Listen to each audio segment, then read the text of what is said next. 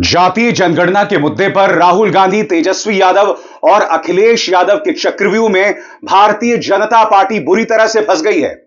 वो भारतीय जनता पार्टी जिसके बड़े बड़े नेता प्रधानमंत्री नरेंद्र मोदी से लेकर योगी आदित्यनाथ तक जातीय जनगणना को अर्बन नक्सली सोच बता रहे थे, हिंदुओं के खिलाफ बता रहे थे, हिंदुओं की एकता के खिलाफ बता रहे थे, अब उसे उन्हें गले लगाना पड़ रहा है। सरल शब्दों में कहा जाए दोस्तों तो गौर कीजिए मैं क्या कहने जा रहा हूं। यह कहीं ना कहीं भारतीय जनता पार्टी सरकार का अन्ना आंदोलन लम्हा है। और मैं ऐसा क्यों कह रहा हूं दोस्तों? क्योंकि याद कीजिएगा, आरएसएस के समर्थन से, विवेकानंद फाउंडेशन के समर्थन से अन्ना आंदोलन होता है। उस अन्ना आंदोलन के जरिए कई लोग अपनी राजनीतिक रोटियां सेकते हैं, चाहे भारतीय जनता पार्टी हो, चाहे स्वयं अन्ना हजारे हो, अरविंद केजरीवाल हो, कुमार विश्वास हो, जनरल वीके सिंह हो, अनुपम खेर हो, सब लोग, किरण बेदी हो, ये सब लोग अपनी राजनीतिक रोटियां सेकते हैं। मगर फिर क्या होता है? आंदोलन था भ्रष्टाचार के खिलाफ, 2G घोटाला, कॉमनवेल्थ घोटाला और लोकपाल बिल को लेकर। लोकपाल बिल कौन लेकर आता है? कांग्रेस सरकार लेकर आती है। मनमोहन सिंह जो कि प्रधानमंत्री थे वो लेकर आते हैं। मगर क्या इसका उन्हें फायदा मिलता है? बिल्कुल फायदा नहीं मिलता है। सबसे बड़ी बात, 2G स्कैम, कॉमनवेल्थ घोटाला, ये दोनों मुद्दे जिन्हें भारतीय जनता पार्टी, अरविंद केजरीवाल, अन्ना हजारे ने बड़ा मुद्दा बनाकर पेश किया था, अब तमाम अदालती जांच से स्पष्ट हो गया है कि कोई घोटाला नहीं हुआ। CAG के अंदर बैठा हुआ यह शख्स विनोद राय लगातार यह दावे करता रहा कि 2G स्कैम में इतना बड़ा घोटाला है, अदालती जांच हुई, कोई दोषी नहीं पाया गया।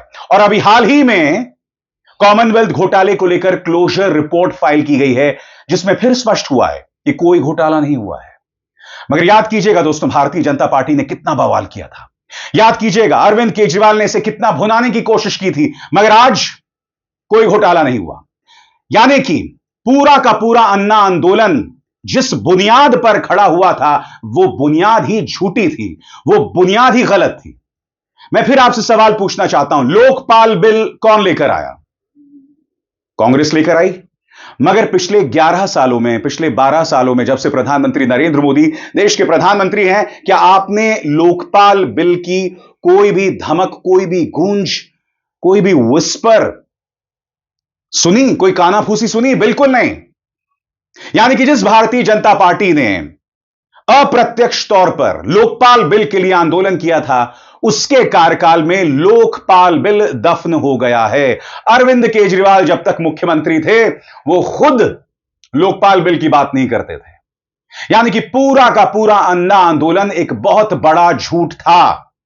किसके लिए किया गया था? लोकपाल बिल, जिसकी अब कोई चर्चा नहीं होती। किसके लिए किया गया था? भ्रष्टाचार। वो तमाम भ्रष्टाचार के केसेस खुद इसी सरकार ने क्लोजर रिपोर्ट फाइल की कि कोई भ्रष्टाचार नहीं हुआ है। और कितना बवाल किया गया था। इसीलिए मैं कह रहा हूं दोस्तों, जातीय जनगणना भी कहीं ना कहीं भाजपा सरकार का अन्ना आंदोलन है, अन्ना आंदोलन लम्हा है। क्यों? क्योंकि इसी जातीय जनगणना का विरोध बार बार भाजपा ने किया था। प्रधानमंत्री नरेंद्र मोदी ने उसे अर्बन नक्सली सोच बताया था। मुख्यमंत्री आदित्यनाथ कह रहे थे कि भाई ये बटेंगे तो कटेंगे जो हम इसलिए ला रहे हैं ताकि वो जातीय जनगणना का हम विरोध कर सकें। भाजपा के बड़े बड़े नेता, मुख्यमंत्री मोहन यादव, मुख्यमंत्री भजनलाल शर्मा इसका विरोध कर रहे थे। गोदी मीडिया लगातार इसका विरोध कर रही थी। दिलचस्प बात यह है कि गोदी मीडिया आज भी कह रही है कि इस जातीय जनगणना से क्या हो जाएगा। सुनिए पापा की परी अपने चैनल में आज भी क्या कह रही हैं। ऐसा कर रहे हैं जैसे कि कास्ट सेंसस हो गया तो इस देश का उत्थान हो जाएगा। इसका मतलब चोट बहुत गहरी है। इंतजार कीजिए, मैं आपको बतलाने वाला हूं कि किस तरह से राहुल, अखिलेश और तेजस्वी द्वारा बनाया गया चक्रव्यूह, और इसमें बुरी तरह से भाजपा फंस गई है। मगर आपको मैं एक और बात बताना चाहता हूं। भारतीय जनता पार्टी का जो सबसे वोकल सपोर्टर है, जो सबसे ज्यादा सुना देखे जाने वाला समर्थक कौन है? शहरों में रहने वाला IT professional, middle class voter वो है। आज उसके होश उड़ गए। वो ये कह रहा है कि हम तो इंतजार कर रहे थे पहलगाम पर जवाबी हमले का, और सरकार जातीय जनगणना ले आई। और जैसा कि मैं अपने मन से कहता रहा हूं दोस्तों, इससे ज्यादा देश का अपमान करने वाली कोई बात नहीं हो सकती है। पहलगाम आतंकवादी हमले में सरकार जो जवाब देगी सो देगी। हम सरकार का समर्थन करते हैं, मैं सरकार का समर्थन करता हूं, उसे कृपया जातीय जनगणना के साथ ना जोड़ा जाए। इसमें दो राय नहीं कि जातीय जनगणना के पीछे भी राजनीति है। साल के अंत में बिहार के चुनाव है, इसलिए जातीय जनगणना का शिगुफा छोड़ा गया है।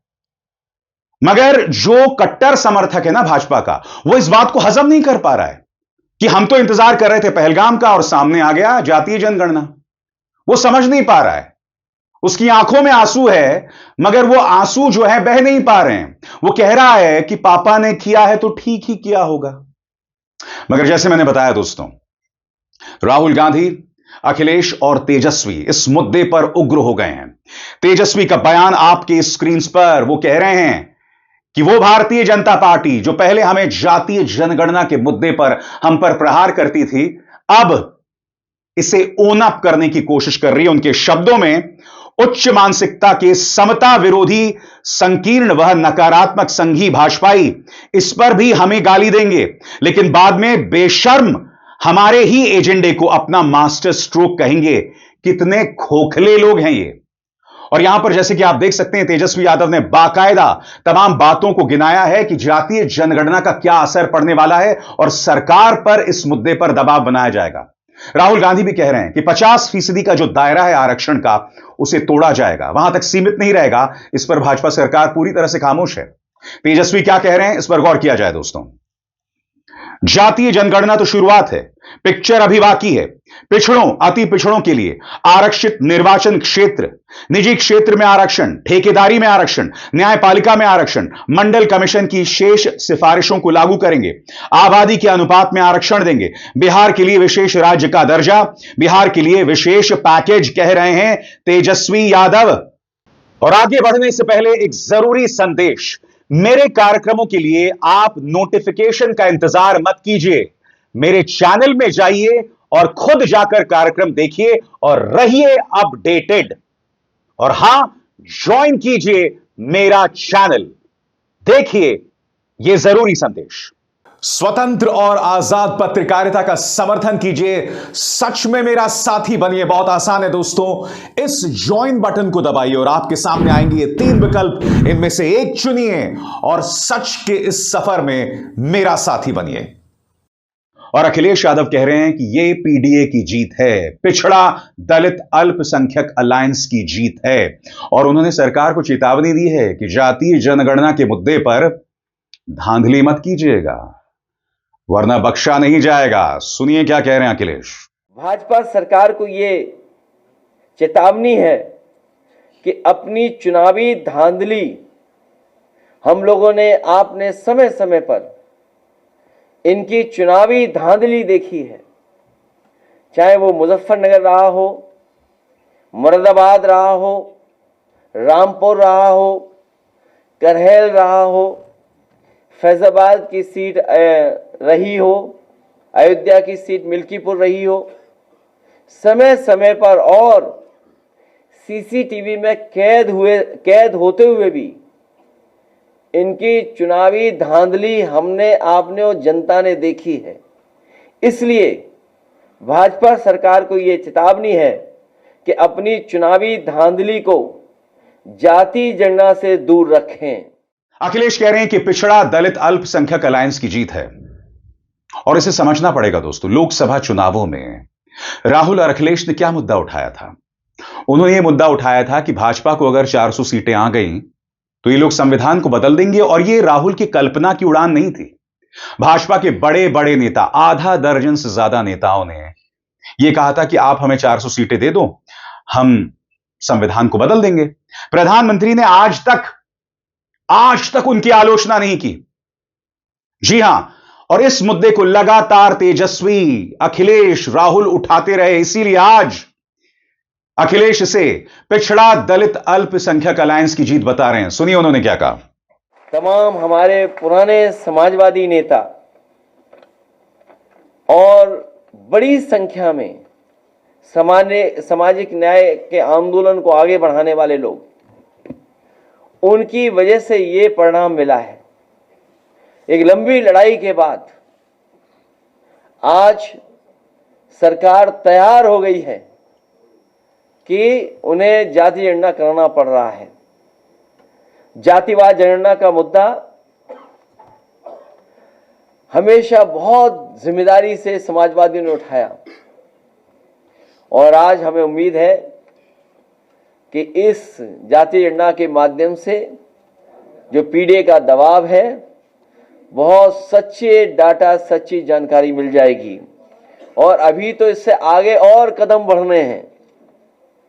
प्राइवेट जगहों पर, संस्थाओं में नौकरी, रोजगार, इन तमाम सवालों पे और बहस छिड़ेगी।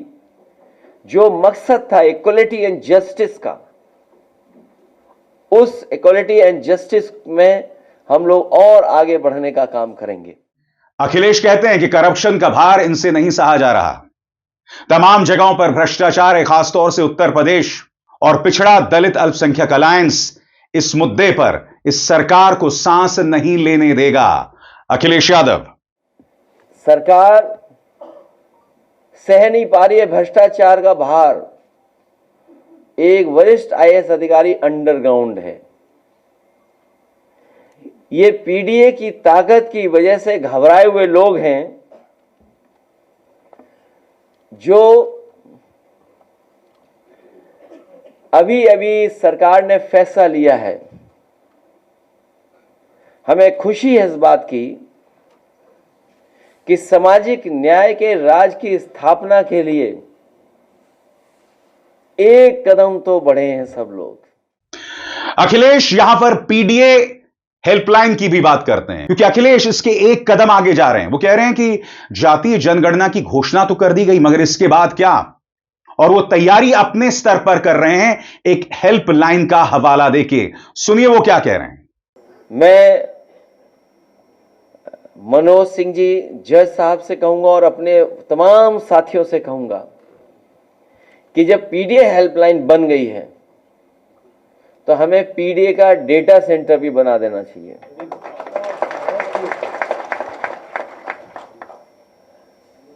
पीडीए का डेटा सेंटर, उस डेटे की थोड़ी झलकियां हम लोगों ने दिखाई थी ग्राफ के माध्यम से। सरकार को बुखार आने लगा था। देखिए, जो चक्रव्यूह तेजस्वी, अखिलेश और राहुल ने रचा था, उस चक्रव्यूह में भाजपा बुरी तरह से फंस गई है। वो अपने कट्टर समर्थकों को चाहे जितना भी कहे, यह बात किसी भी कीमत पर हजम नहीं होने वाली है कि भाई जातीय जनगणना के प्रणेता स्वयं प्रधानमंत्री नरेंद्र मोदी थे। याद कीजिएगा दोस्तों, जातीय जनगणना पर संसद में खड़े होकर अनुराग ठाकुर ने राहुल गांधी का अपमान किया था। उन्हें कहा था कि तुम्हारी जाति क्या है? जिसकी जाति का नहीं पता वो जातीय जनगणना की बात कर रहा है। याद कीजिएगा, आपकी स्क्रीन पर ये हैं कंगना रनौत, जिन्होंने खुलकर जातीय जनगणना का विरोध किया था। उन्होंने राहुल गांधी पर प्रहार किया था फोटोशॉप्ड तस्वीर के जरिए, और यहां पर भी जाति पर हमला किया गया था। राहुल गांधी का चेहरा पेश किया गया था फोटोशॉप, जिसमें उन्हें मुस्लिम टोपी पहने हुए दिखाया गया था। इस तरह से इन्होंने राहुल गांधी पर प्रहार किया था और राहुल गांधी बार बार कहते रहे, लगातार कहते रहे। उन्होंने कहा कि तुम मेरा मजाक बनाओ मगर मैं पीछे नहीं हटने वाला हूं। और राहुल के बयान अब भी लोगों के जहन में ताजा हैं। इन बयानों से भी भाजपा बच नहीं सकती। याद कीजिएगा, राहुल का अपमान हो रहा था, मगर राहुल क्या कह रहे थे, सुनिए फिर से। मेरा आप लोग इंसल्ट करना चाहते हैं, आप खुशी से करिए, आप रोज करिए, मगर एक बात मत भूलिए, जाति जनगणना को हम यहां पास करके दिखाएंगे। और यह सब संसद के अंदर हो रहा था। मैं फिर आपसे पूछना चाहता हूं, यह भाजपा सरकार का अन्ना आंदोलन लम्हा नहीं है तो क्या है? सरल शब्दों में कहा जाए, भाजपा फंस गई है। आने वाले दिनों में ये लोग अपने पालतू मीडिया के जरिए जितना भी दुष्प्रचार कर लें, मगर उन्हें पता है कि उनके लिए मुश्किलात हैं। ऊपर से उनके कट्टर समर्थक इसे जोड़ रहे हैं पहलगाम आतंकवादी हमले पर प्रतिक्रिया के साथ, जो अपने आप में बहुत ही शर्मनाक है। अभिसार शर्मा को दीजिए इजाजत। नमस्कार।